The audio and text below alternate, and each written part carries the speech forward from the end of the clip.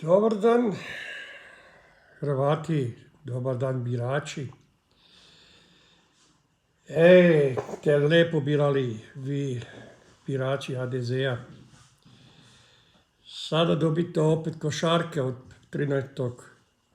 ovog mjeseca ponedjeljka. Izbori su gotovi i sada pandemija opet ide gore.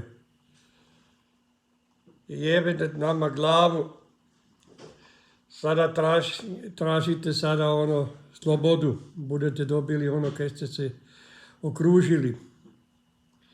Niste vjerovali ni prije 5 godina kad ste išli u Europsku uniju. Sada očekivate euro i ta vam bude dao ono kaj trebate. Siromaštvo i djecu koja budu bežala još dalje iz Hrvatske budu napuštavali. Kad taj Sabor bude, ne samo da je u ovih zadnjih godina uništio familije i našu djecu poterao u inozemstvo i niste ništa shvatili kaj se događalo. Još ste birali po većinu HDZ. Ni Bog vam ne mre više oprostiti ni pomoći. Kako ono kaže, Bog oprosti njim jer ne znaju šta rade. Ali vi ste znali šta radite i svejedno nešte ništa drugo napravili. Sada budete od ponedjeljka išli u karantenu, budete propusnice, molili, budete zavezani u svojim domom. I sada bude ono kaj još nisu postigli uništiti ekonomsku stranu u Hrvatskoj, bude to uspjelo njima. I kad doje euro, onda budem ja se smijal, koje su za gluposti pričanje, kad sam ja rekao, obdjenjivali i rekli da ja nemam pojma. Sada budete bili kaj vas očekiva. A 23. put onda čuli što vam budu objavnili kad budu cene išle gore 2-3 mjeseca prije. Sve se bude na euro prebacilo, a plaće budu pale najmanje 10-20% u valutu se bude preračunalo.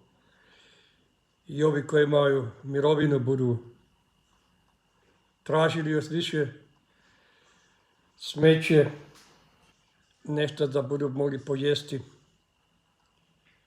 Bude to veselje. A druga neće zaradili. I kad sam ja te izbore vidio, nikada ne bi vjerovao da je naš hrvatski narod i ovdje u našem selu, ovi pametni, koji su birali Europsku uniju, jer su plaćkali prije nego su došli drugi izbori, sada misle da moraju dalje tako plaćkati, ne budete više plaćkali nikoga. Kada budu oni vas počeli plaćkati i budu uništavali ono što ste imali, Europsku uniju, seljaki nemaju više ni krave ni ništa, mljekare se zatvaraju, a vi birajte dalje ono zlo koje ste imali. Nema taj narod ne bu nikada naučio ništa. Pa kad vidim kakve su uzbune u Srbiji, pa imaju više jajca u lačama nego naši Hrvati. Samo idete za novcima, bežete i budu vam zeli ne samo novce nego i dušu, jer tu ste već prodali. Na toj strani lijepi pozdrav iz Podravine.